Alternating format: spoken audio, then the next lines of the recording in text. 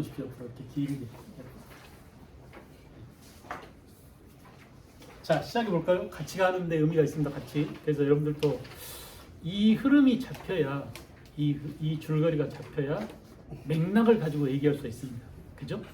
그래서 저 멀리 우리는 까마득한 옛날 고조선에 관한 얘기를 했었죠. 지난 시간에도 한 것 같아요. 기억나시죠? 고조선 이거 안에 다 담을 수 있겠죠. 이제 고조선 그러면 뭐가 나오는지 단군 이야기도 나오고 팔전법도 나오고 단군 뭐 기자 위만 이런 여러 가지 것들이 이 안에 함축되어 있습니다. 한 단어로. 그죠? 고조선이 망한 그 자리에 우리가 뭐 고조선이 망한 게 기원전 108년 이런 거 안 써도 알 수 있겠죠. 이 안에 다 담겨 있는 거예요.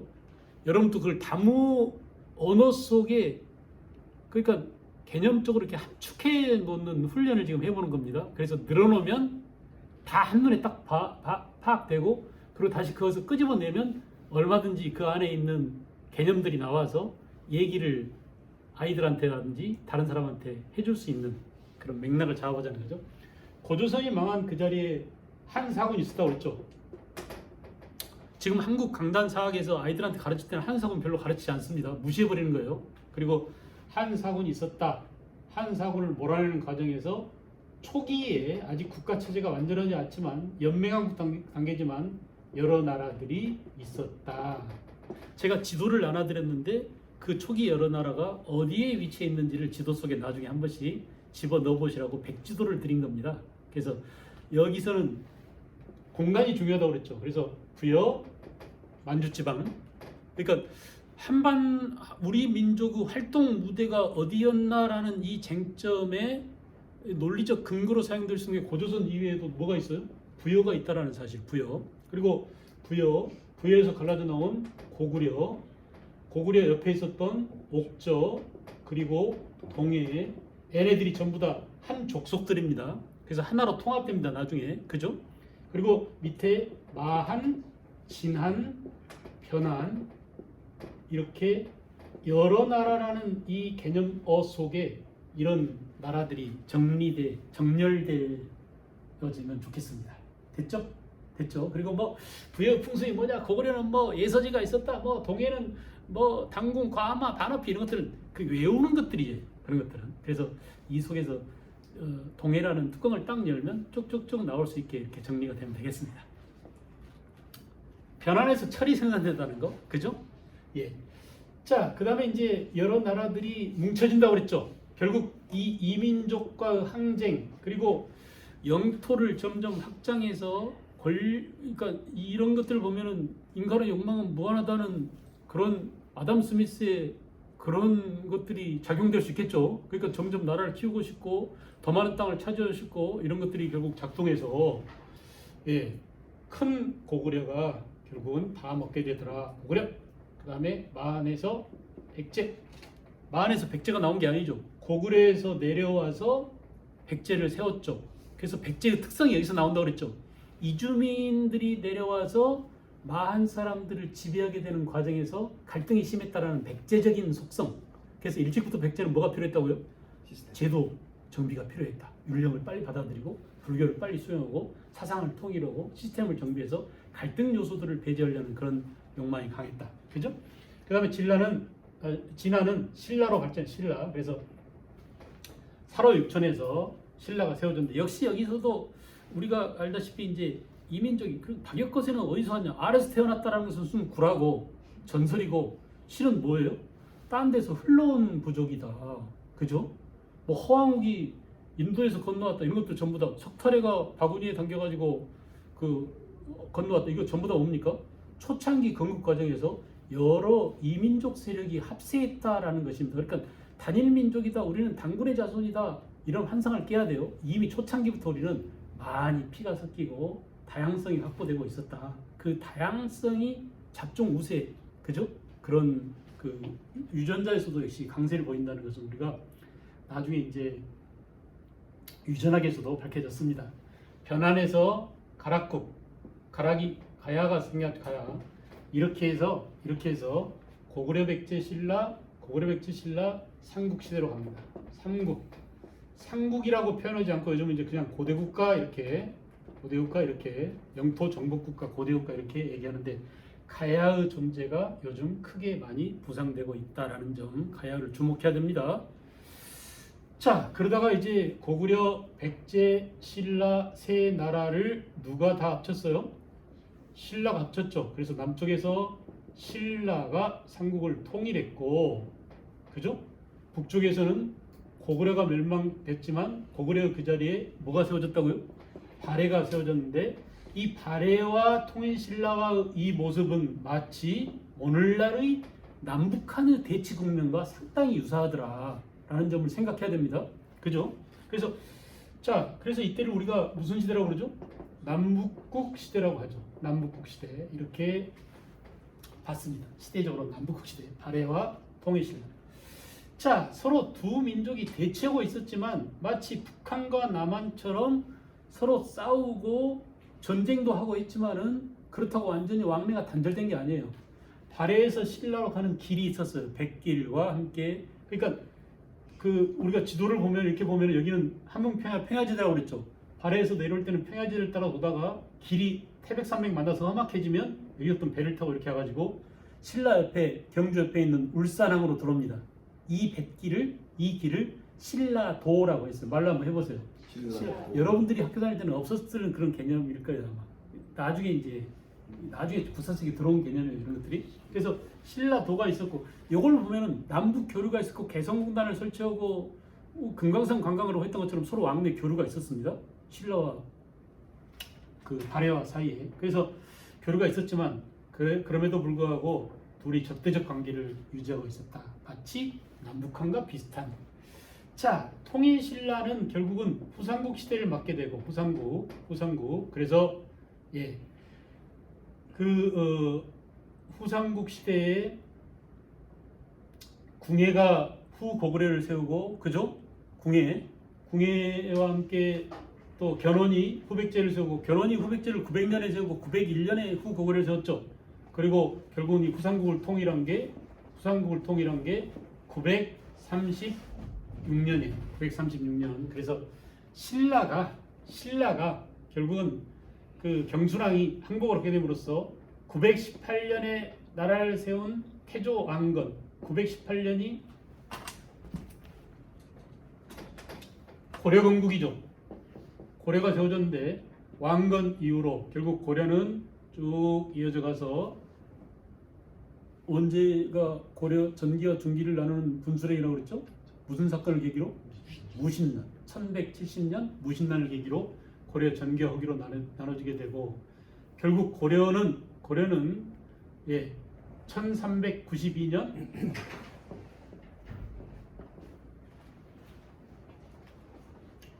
조선왕조가 개창되게 되더라. 조선왕조. 그래서 외란 1592년 외란 이전을 조선 전기, 1592년 외란 이후를 조선 후기, 이렇게 해서 1910년 조선이 결국은 대한제국이 일본한테 합병되게 됐다라고 했습니다. 사람을 볼게요. 사람. 고조선은 나라를 다스리는 게 군장이 지배했었어요. 청동기 시대니까. 그죠? 초창기에는. 그러다가 이 사이에 여러 군장과들이 묶여서 왕이 출현했고, 왕과 군장들이 뭉친 연합체를 우리가 연맹왕국이라고 그랬죠. 그죠? 자, 그러다가 삼국시대에는 귀족들이 있었고, 우리가 이 귀족을 자세히 봤었죠. 삼국시대.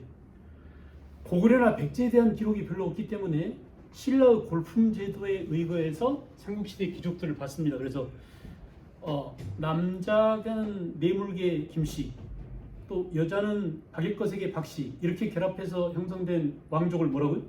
섬골. 그 다음에 한쪽만 왕족인 경우를 진골. 그리고 육두품, 사로 육촌 출신 부족장인 사람들 육두품. 그 다음에 이제 5두품, 4두품, 3두품은 일반 평민화됐다고 그랬죠. 이렇게 귀족들을 봤습니다. 귀족. 자, 귀족이 쭉 지배하다가 신라 하대가 되면 지방에 나라가 혼란스러워지니까 중앙에 있는 진골 귀족이 지방에 내려가서 뭐가 된다고 그랬어요? 호족이 된다고 그랬고, 호족이 고려 시대에 뭐가 됐죠?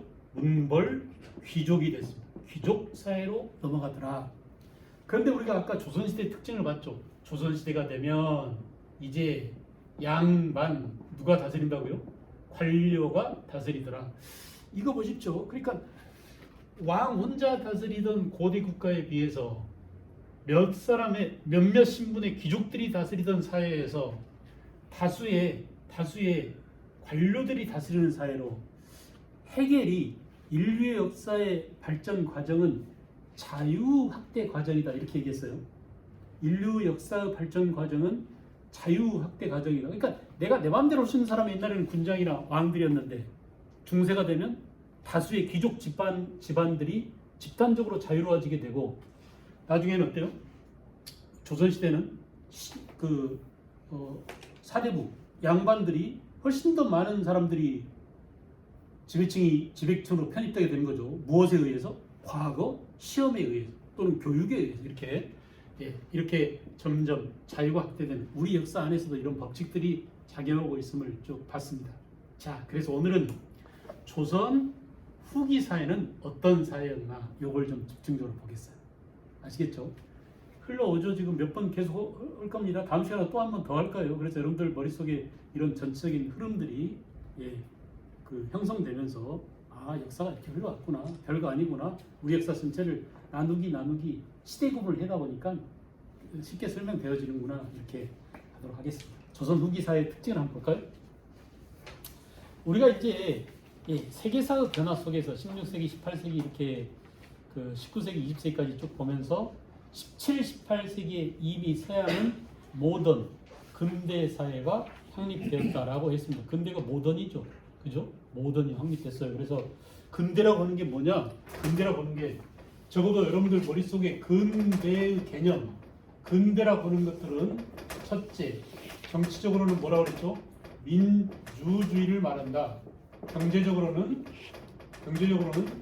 자본주의를 말한다. 그죠? 사회적으로는 평등사회를 의미한다. 평등사회. 그 다음에 사상적으로는, 문화적으로는 합리주의를 말한다. 계몽사상과 함께 합리주의. 우리는 민주주의와 평등사회가 시민혁명을 통해서 서양 17, 18세기에 이미 형성돼 갔다는 것을 배웠습니다. 시민혁명을 통해서. 산업혁명 과정을 통해서 자본주의가 완성돼가는 과정을 이미 다 배웠죠. 그죠? 자, 서구 사회가 만들어 온 이 근대가 사상적으로는 뭐냐? 계몽주의.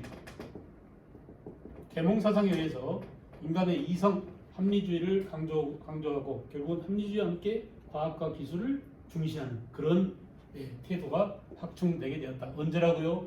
17, 18세기. 그런데 우리가 지난 시간까지 했던 주된 내용은 뭐냐?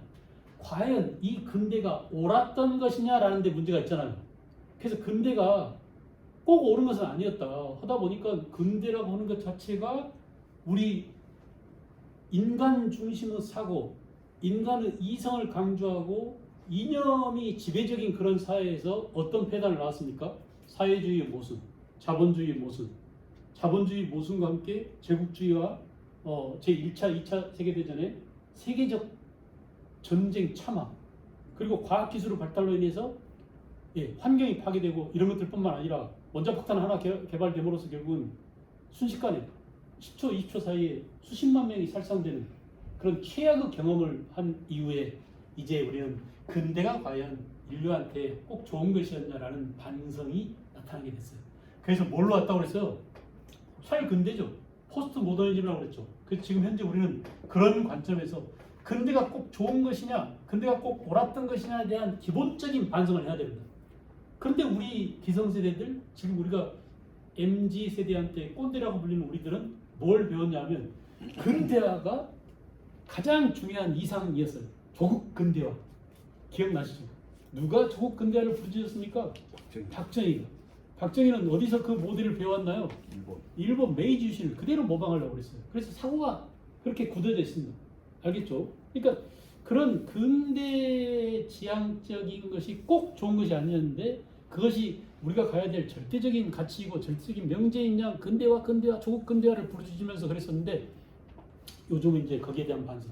야, 우리가 너무나 과학기술에 치중하고 기술문화에 치중하고 산업화를 부르짖고 하다 보니까 자연환경을 너무나 파괴했어. 또 과학의 가치만을 긍정하다 보니까 과학이 너무나 만행을 많이 저지르고 있어라는 것들을 반성하지 않을 수밖에 됐죠. 그래서 포스트 모더니즘 시대에 기본적으로는 근대를 꼭 긍정적으로만 볼 필요는 없다. 알겠죠? 그러나 이 일제 식민사관을 한국 너네는 근대화에 뒤졌어. 그래서 우리 일본이 너네를 근대화 시켜준 거야. 이게 바로 식민사관의 핵심이잖아요. 일본이 한국에 침략해 들어옴으로써 한국을 근대 사회로 끌어주었으니 우리 일본에 대해서 뭐라고 해라? 고맙다고 해라. 고맙다고 감사하다고 느껴라. 어? 이게 바로 일제 식민사관의 핵심입니다. 그래서 우리는 뭐라고 여기에 대해서 반박하고 논증을 해야 되느냐? 웃기지 마라.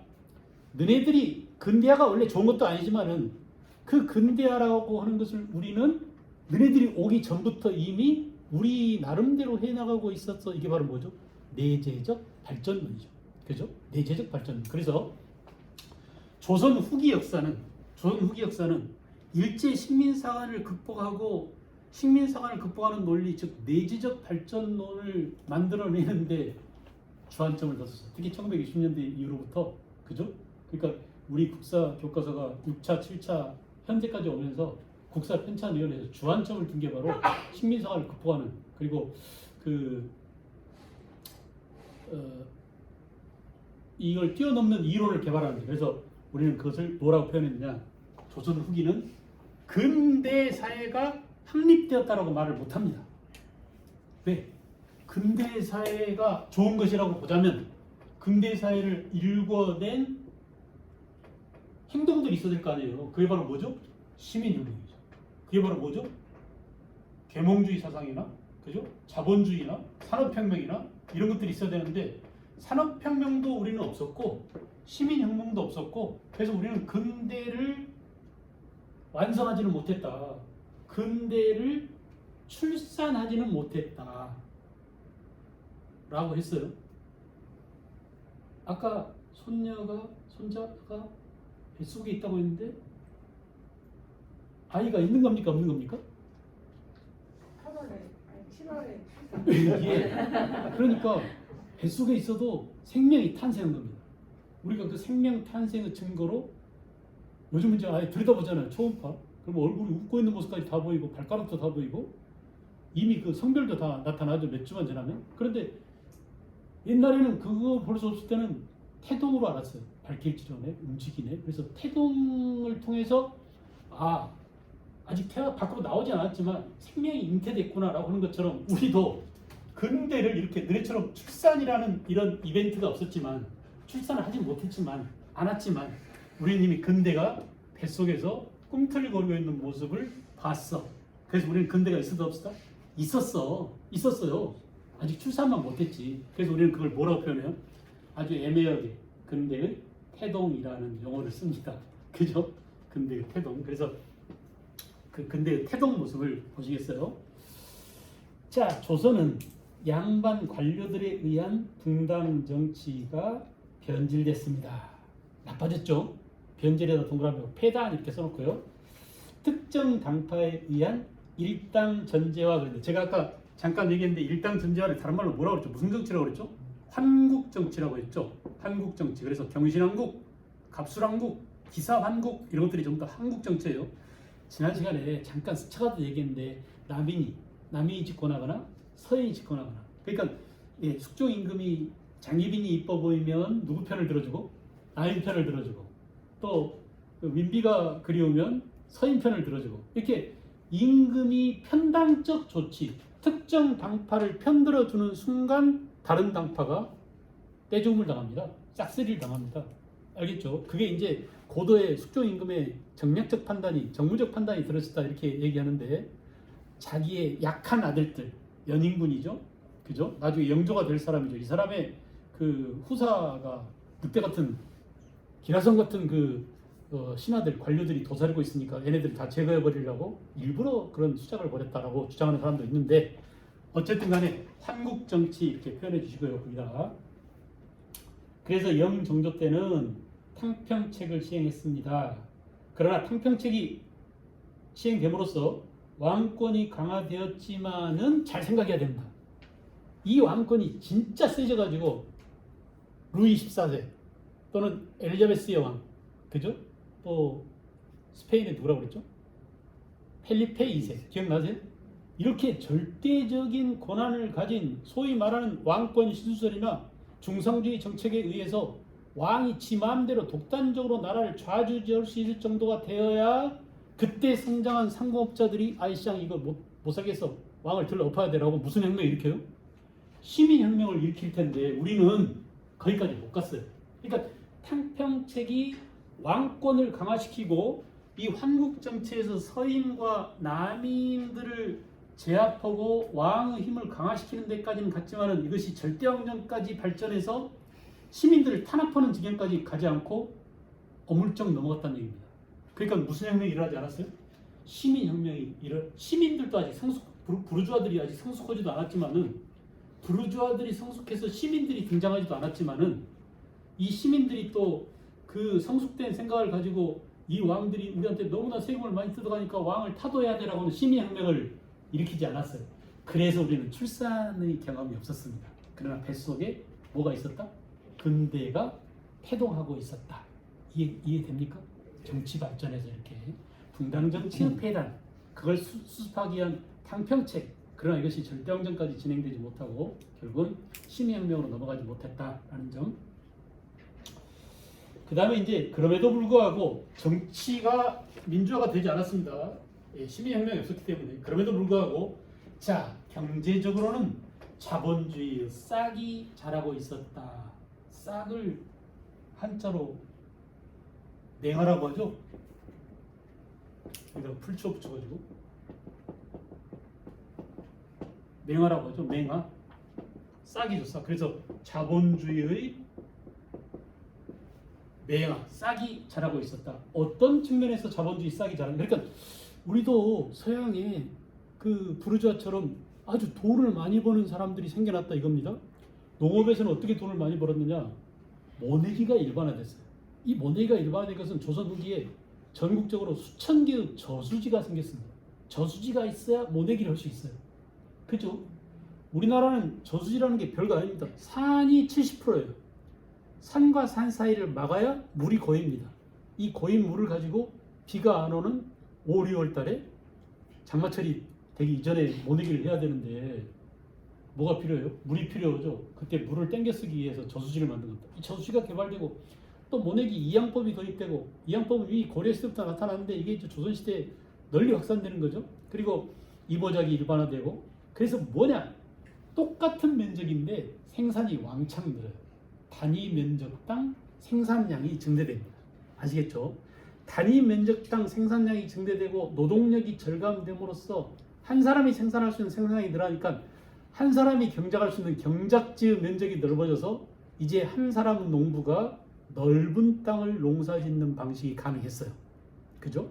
한 사람은 농부가 넓은 땅을 경작해서 큰 돈을 버는 분홍이 형성됩니다. 이 분홍을 뭐라고 했냐면 광작이라고 했습니다. 말을 한번 해보실까요? 뭐라고요? 광작. 알겠죠? 그래서 농사지어서 큰 돈을 벌 수도 있다 이런 얘기입니다. 꼭 내 땅이 없더라도 남의 땅을 빌려서라도 또 사람들을 고용해서 임노동자를 써가지고 넓은 농지를 경작해서 큰 돈을 버는 농민을 뭐라고요? 분홍, 경영형 분홍이라고 하고, 그 경영형 분홍의 경작 형태를 뭐라고요? 광작이라고 한다 이겁니다. 그래서 농업에서는 뭐라고요? 광작. 그래서 뭐가 출현했다? 경영형 분홍이 출현했다. 농민도 농업 자본을 축적해서 돈을 많이 벌어가지고 양반 신분을 사거나 신분 상승을 하는 사람들이 생겨났다 이겁니다. 정리됐나요? 자본주의 맹화를 보실 수 있겠죠. 농업 분야에서는. 상업에서는 뭐냐? 상업에서는 이제 조선 후기에 상업이 발달할 수 있는 여지들이 굉장히 많았습니다. 특히 그 가운데 세금제도 개편, 대동법 시행이죠. 대동법이 뭔지는 알죠. 농민들이 지역마다 특산물 내는 그 제도가 있었는데 각 구년마다 특산물이 다 정해져 있었어요. 작가님, 고향이 어디십니까? 보성입니다. 보성 특산물이 뭔가요? 녹차입니다. 그렇습니다. 그죠? 보성 녹차 딱 알죠? 그러면 땅콩님, 네. 충무는 특산물이 뭔가요? 충무요? 충무, 충무? 김밥이라고 하지 마시고. 거기 전복인가? 네. 나전 칠기입니다. 칠기 아시죠? 칠기 아시죠? 옛날에 화장대 뭐 장롱 이런 거 옛날에는 나전 칠기 하나씩 해가면 엄청 그랬었는데 해 조개 껍데기를 무늬로 이렇게 붙이는 겁니다. 나전 칠기. 충무. 또 소희 아빠는 고향이 어디세요? 대구요. 대구는 특산물이 사과죠. 전통적으로. 근데 대구 지금 사과 하나도 안 심습니다. 대구 사과 거의 없다고 그러죠. 영주 이쪽 뭐 안동 이런 쪽으로 많이 확산돼. 금산의 특산물이 뭐죠? 인삼인데 금산보다는 그 주변들이 이제 많이 심습니다. 지력이 떨어져가지고. 저는 나주인데 나주는 배죠. 이렇게 다 정해져 있습니다. 영광, 굴비 이렇게 우리 머릿속에 지금도 다 있어요. 너무나 이게 유명해서 조선시 특산물이 너무나 유명해서 그런데 내가 나주 산다고 무조건 특산물 배를 내야 됩니다. 우리 집에 배나무 하나도 없어요. 배를 내야 그럼 난 배를 어떻게 냅니까? 사서 내야 됩니다. 그런 인허 부담이 이만저만이 아니에요. 사서 이제 가져와. 배 가져왔어요. 특산물. 야, 안 받아 임마. 왜 이렇게 배가 탱자만 하냐. 이렇게 작어. 가진 이유를 붙여가지고 안 받습니다. 그럼 나한테 돈으로 줘. 내가 대신 사서 낼게. 중간에서 누가요? 관리들이 이지랄합니다. 그래서 농민들이 특산물을 직접 내는 것을 오히려 막았어요. 돈으로 줘. 내가 대신 수매를 할 테니까. 그럼 누가 먹으려고? 지가 중간에서 떼어 먹으려고. 그걸 뭐라고 하느냐? 특산물 납부하는 것을 막았다고 그래서 방납이라고 해요. 이걸 방납의 폐단이라고 합니다. 아시겠죠? 개념. 농민들이 특산물 내는 부담이 컸었는데 내가 생산하지도 않는 특산물을 거기 산다는 이유만으로 농민 카카오 특산물을 내야 되는데 농민들이 특산물이 없으니까 사서 내는데 이거 가져가면 안 받아. 돈으로 내. 이렇게 한단 말이에요. 이게 방납이에요. 그런 방납 폐단 때문에 농민들의 부담이 커지자 국가가 어떻게 했어요? 야, 앞으로는 농민들이 내지 마. 특산물은 땅 가진 놈들이 내. 누구한테 부담을 떠넘긴 거예요? 지주한테.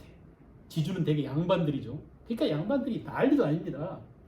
이 대동법이라는 이 좋은 제도를 농민들의 부담을 덜어주고 가난한 사람들한테 내게 했던 세금을 부자한테 세금으로 떠넘기는 이 좋은 세금 제도가 전국적으로 시행되는데 100년 걸렸어요. 알겠죠? 우리는 지금 부자 감세로 들어갔죠?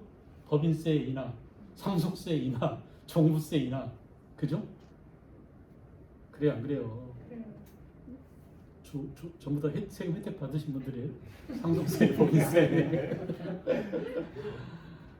웃긴 겁니다 이거. 조선시대만 또 못해요 어떻게 보면. 그죠? 그래서 야 이거 이러다간 뭐가 난리가 좀 나겠는데 이런 생각이 들어요. 그러니까 그것도 무대뽀로 밀고 나가는 겁니다. 지금 생각이 전혀 없어요. 우리가 지금 얼마나 끼고 천사 선생이 수업 시간에 이렇게 막 강조하면서 지네를 까고 있다는 걸 전혀 모르는 것 같아요. 이게 좀 생각이 좀 있어야 되는데 생각이 없는 것 같습니다. 하여간 어쨌든 그 대동법이 시행되면 어마어마한 파급 효과가 생깁니다. 자 이제 양반 지주한테 쌀로만 걷겠다고 하니까 정작 국가에서 필요한 특산물 어떻게 돼야 돼? 그 거둔 쌀로 다시 살아다닙니다. 그래서 전국에 있는 특산물이 이제 잘 팔리겠죠. 수공업 제품, 특산물 이런 것들. 그래서 상업이 발달하고 아이고 이거 굴비 한 드럼 사러 가는데 쌀 3가마니 이고 가야 된다고 생각해 보세요. 지겹죠. 그 쌀 대신 뭐가? 돈이, 화폐가 널리 유통. 그래서 그동안 쓰이지 않던 화폐가 조선 후기에 널리 유통되고 상품 경제, 시장 경제, 화폐 경제의 발달을 촉진시키는 그런 메커니즘으로 작동한 게 뭐냐? 대동법이에요. 대단히 중요합니다. 그러니까 법과 제도 시스템 하나를 바꿔놓으면 얼마나 사회가 변화시키는지를 단적으로 보여주는. 알겠죠? 그런 제도가 바로 대동법이에요. 그래서 상공업이 크게 발전하는 토대가 됐습니다. 그 다음에 이제 또 신해통공 들어보셨죠? 여러분들께도 많이 외웠어요. 1791년 정조 때 신해통공으로 금난 정권이 폐지되고 기억나세요? 원래 국가가 시전 상인들한테만 장사 독점 판매권을 줬잖아요. 근데 유기전, 그러니까 비단, 명주, 무명, 모시, 종이, 어물 이 6가지를 파는 유기전을 제외한 나머지 시전 상인들은 독점 판매권을 없애버렸어요. 이걸 뭐라고요? 난전. 난전들은 허가 없이 장사하는 요즘 같은 뭐 길거리 상인들 있잖아요. 난전입니다. 전부 다. 그 포장마차가 전부 다 난전이죠. 그래서 그 난전들은 장사를 못 하겠어요. 근데 그 난전 단속권이 누구한테 있었냐? 시전 상인한테 있었어요. 국가가 구청에서 단속하는 게 아니라 일반 점포에서 포장마차를 단속하는 권한이 있었습니다. 알겠죠? 그래서 그 권한을 금난전권이라고 했는데 이걸 없애버렸습니다. 그리고 난전도 마음대로 장사할 수 있게 해줬어요. 이게 바로 뭐예요? 신의 통공. 알겠죠? 금난전권 폐지. 그러니 장사가 발전하겠어요? 안 하겠어요? 크게 발전합니다. 이제 가서 유명한 상인들이 등장해요. 저 멀리 위로부터 의주의 만상, 평양의 유상, 개성의 송상 들어보셨죠? 네, 그리고 서울의 경강상, 한강에 배를 띄우고 운송업으로 선박 운송업으로 떼돈을 버는 사람들이 바로 경강상이죠. 그 다음에 또 부산 동네의 내상. 그 중에 내상은 일본과의 무역으로. 그 다음에 저 의주의 만상은 누구랑 무역으로? 청나라의 무역으로 크게 돈을 많이 벌었습니다. 그리고 개성 송상은 중개무역으로 돈을 많이 벌었어요. 그 두 나라 왔다리 갔다리 하면서. 특히 송상은 전국적인 브랜치 지점망이 있었는데 이 송상의 지점망을 송방이라고 했어요. 송방.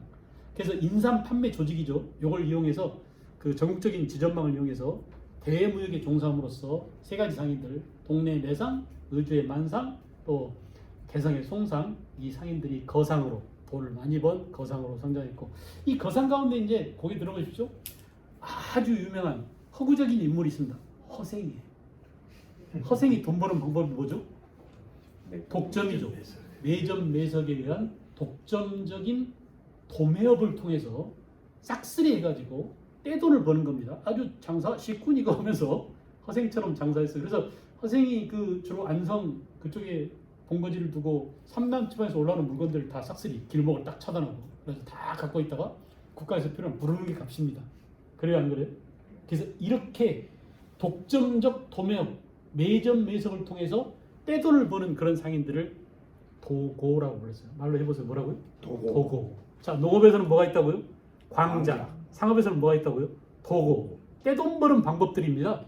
농업에서는 광작을 통해서 경영 분홍으로 성장하고, 그다음 상업에서는 도고, 허생처럼 도고를 통해서 큰 돈을 버는 거상들이 출현하게 됐다. 됐습니까? 수공업도 마찬가지입니다. 상업이 발전하면 자연히 물건 생산이 늘겠죠. 수요가 많아졌으니까요. 그래요, 안 그래요? 그래서 다 연쇄 반응입니다. 수공업이 발달. 수공업도 이제 조선 초기에는 국가가 다 수공업자들한테 그 허가를 해주고 그 수공업품을 그 국가에 납품하도록 했어요. 그리고 남는 물건만 팔았습니다. 근데 나중에는 어때요? 이제 설정 수혜제 해가지고 점포를 허가 내주고 대신 세금만 내면 되는 그런 상태로 바뀌었죠. 그래서 광업 말고 수공업에서는 대동법 시행으로 수공업 수요가 증가하고 민간 수공업이 국가 중심의 관청 중심의 수공업 대신에 장인 세만 내면 수공업자가 마치 농민들이 군대 안 가고 군포를 내듯이 수공업자들이 포만 내면 세금으로 포만 내면 마음대로 물건을 팔 수 있는 그런 상태가 됨으로써 결국은 수공업이 민간 수공업이 발달. 특히 매뉴팩처 전 단계 공장제 수공업을 말하죠. 매뉴팩처 그 전 단계인 선대제 수공업이 발달. 선대제는 뭐냐면 돈을 미리 받고 주문자한테 주문 생산 방식이죠. 돈을 미리 받고 그리고 물건을 주문 생산해서 납품하는 그런 선대제가 17, 18세기에 발달. 그 다음에 광업에서는 민간인들의 광산 채굴을 허용. 원래 조선시대는 광산을 국가가 직접 했습니다. 농민 노동자들을 잡아다가 강제 노동을 시켜서. 근데 농민들이 군대 안 오니까 일 시킬 놈들이 없어졌어요. 그래서 아예 설정 수혜제 해가지고 은점, 금광이나 은광을 은점, 금점, 동점 이랬거든요. 구리 캐는 곳을 동점, 은 캐는 곳을 은점 그랬는데 이렇게 광산을 허가해주고 설점, 세금을 징수하는 수세제로 이게 바로 뭐죠?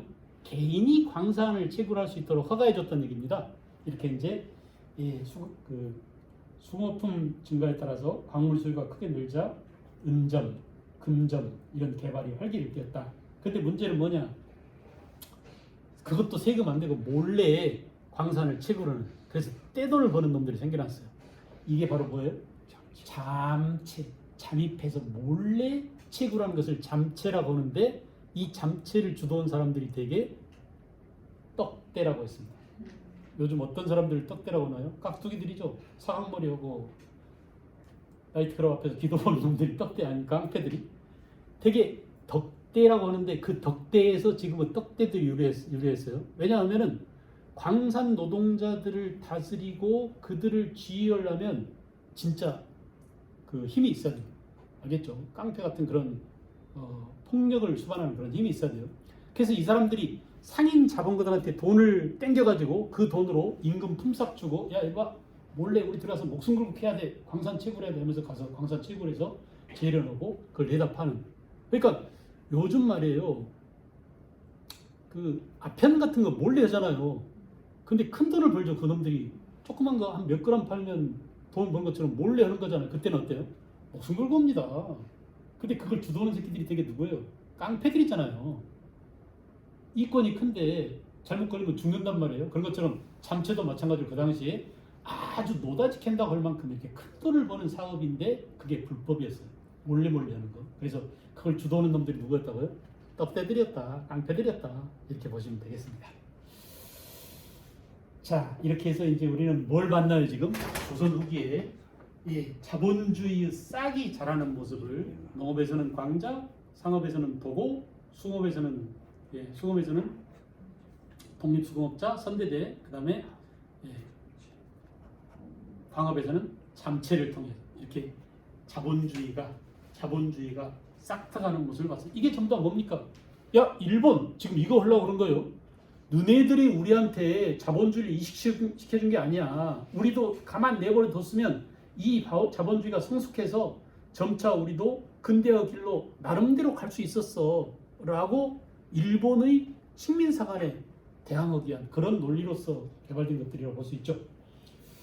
그 다음 이제 사회적으로 보면은 양반 중심의 신분제가 동요했습니다. 여러분 보세요. 정치적으로 민주화가 안 됐듯이 사회적으로도 우리는 평등사회로 가지 못했습니다. 그죠? 그럼에도 불구하고 사농공상이라는 양반 중심의 신분 질서가 와해돼가고 있었어요. 무너져가고 있었어요. 이제 이것이 다시 재편되고 이 서민들이, 상인들이, 수공업자들이, 농민들이 돈을 많이 벌어서 이들이 시민으로 성숙했으면 좋을 텐데 그러기 전에 나라가 망해버렸습니다. 알겠죠? 그래서 그 과정, 외란 이후에 사회가 양반 중심의 신분제도가 어떻게 변화했느냐. 첫째, 양반층이 계층 분화가 일어났어요. 양반이 망한 놈들이 많았습니다. 어떤 양반들이 망했을까요? 사화를 통해서 또는 분강유치를 통해서 정치투쟁에서 밀려난 놈들은 시골로 내려갑니다. 그래서 몰락한 양반을 잔반이라고 했습니다. 알겠죠? 몰락 양반을 뭐라고요? 잔반. 잔챙이 양반이라는 얘기죠. 몰락 양반. 그 다음에 이제 그래도 시골에서 방귀끼나 끼고 땅깨나 있고 큰 소리 치는 양반 뭐라고요? 향반. 그리고 진짜 노론으로서 또는 그 소론으로서 권력을 쥐고 있던 사람이 뭐라고요? 권반. 권세 있는 양반은 얼마 안 되고 나머지는 뭐냐? 향반이나 잔반들이 많았다. 또 돈 주고 양반 신분을 사거나 양반과 혼인하거나 하는 가짜 양반들이 굉장히 많아졌습니다. 전체 인구의 호적을 보니까 70%가 양반이었어요. 이게 뭘 의미합니까?